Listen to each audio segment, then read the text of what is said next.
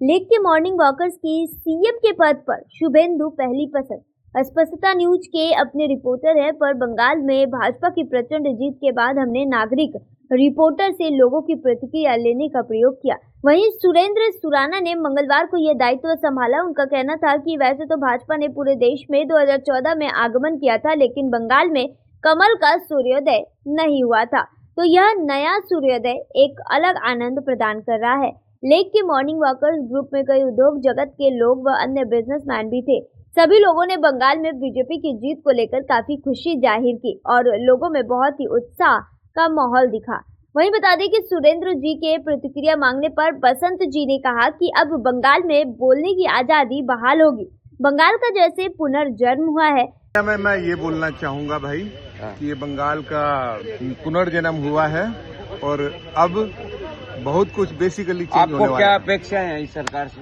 बहुत सारी अपेक्षाएं हैं जो तृणमूल नहीं कर पाई या नहीं करने दिया जा रहा था। छुट्टियां कम वो हो अब हो जाए। राज्य में छुट्टियां कम हो। पेशे से चार्टर्ड अकाउंटेंट मनोज जी ने कहा कि पिछले सरकार ने जो काम नहीं किए हैं वो यह सरकार पूरा करेगी।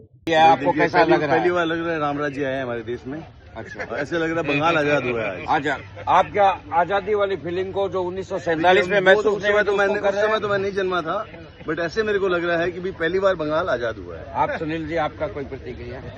ऐसा लगता है कि आज हम लोग आजाद हो गए। नहीं चालू है। चलो प्रसन्न जी, आपका क्या?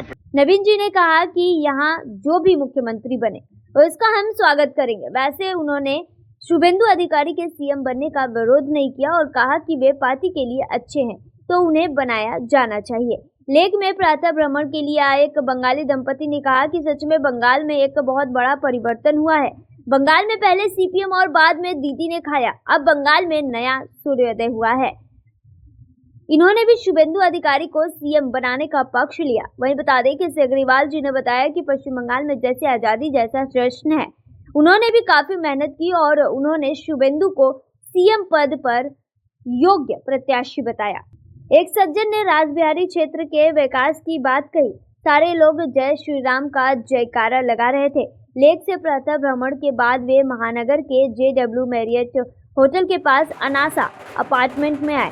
अनासा के डेवलपमेंट में बड़ा योगदान करने वाले जैन समाज के दो प्रमुख हस्तियों अमरचंद दुग्गड़ और सुरेंद्र पारिक जी से उन्होंने प्रतिक्रिया जानी।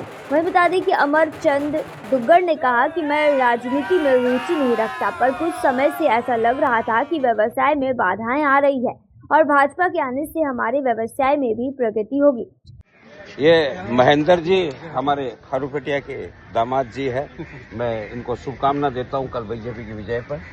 आपके क्या प्रतिक्रिया महेंद्र? जय श्री राम। जय श्री राम। तो आपको क्या आजादी महसूस हो रही है अभी? आजादी तो अभी तक नहीं आई है।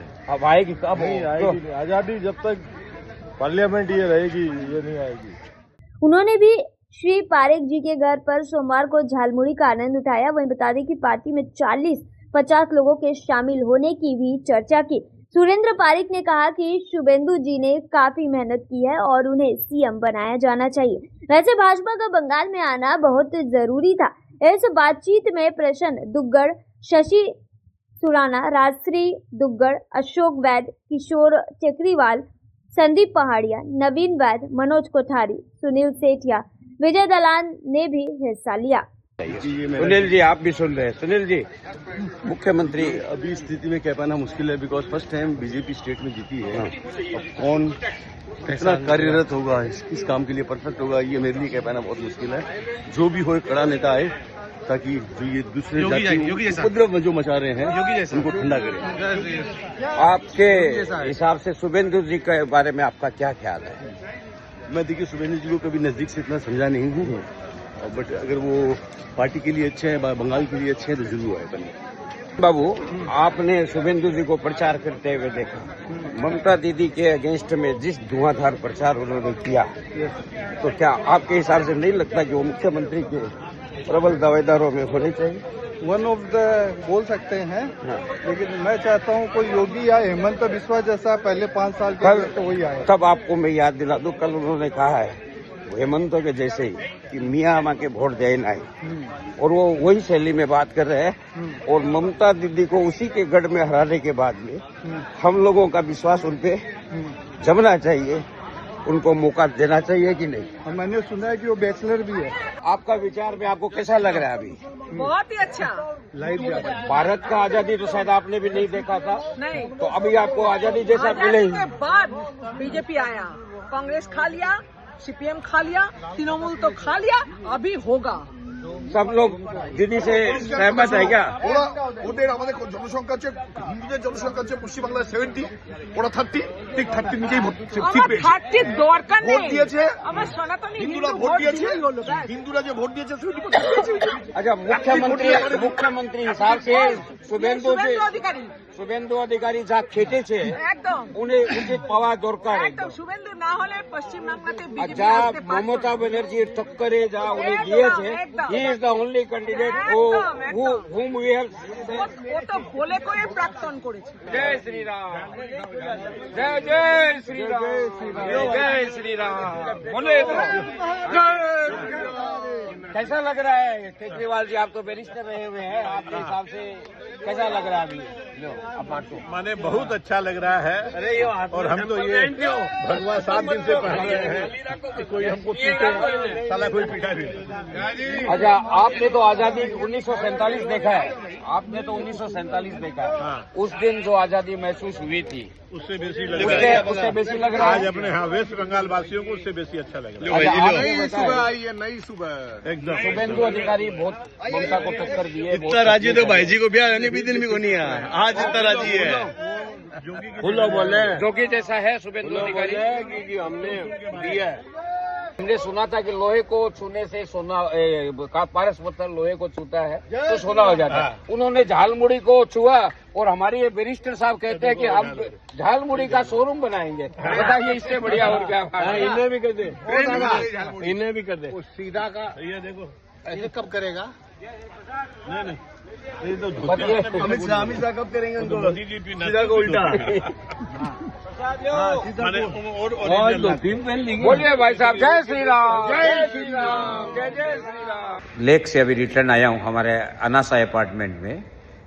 जैन समाज के 2 प्रमुख हस्तियां जो अनासा के डेवलपमेंट में बहुत बड़ा योगदान कर रही है, मैं उनसे प्रतिक्रिया जानना चाहता हूं कि उन्हें कैसा महसूस हो रहा है कल भाजपा की विजय के बाद में। वैसे तो भाजपा ने पूरे देश में 2014 में आगमन किया था, लेकिन बंगाल में वो सूर्योदय नहीं हुआ था। तो अब ये नया सूर्योदय, क्या वो भी जो मैं महसूस कर रहा हूं, क्या वो भी महसूस कर रहे हैं क्या? तो श्रीमान अमरचंद दुगड़ और श्रीमान पारक जी, अब मैं अमरचंद जी दुगड़ से आपकी प्रतिक्रिया।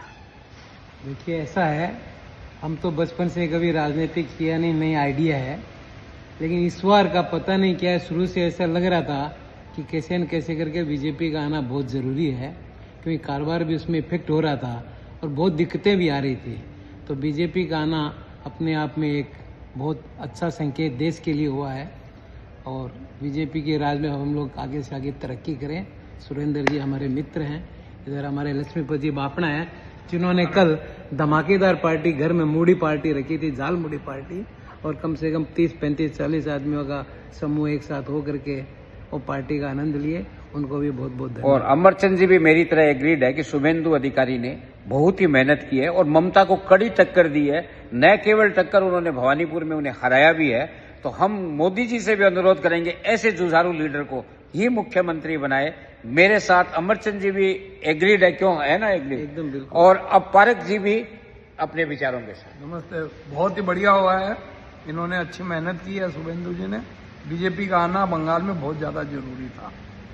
आप आजादी आपने 1947 नहीं देखा है पारक जी, लेकिन क्या आज ऐसा नहीं लगता है कि उन्होंने ऐसा ही महसूस किया होगा जैसा आज हम महसूस कर रहे हैं? एकदम सही बात है। अमरचंद जी, सही। Thank you very much.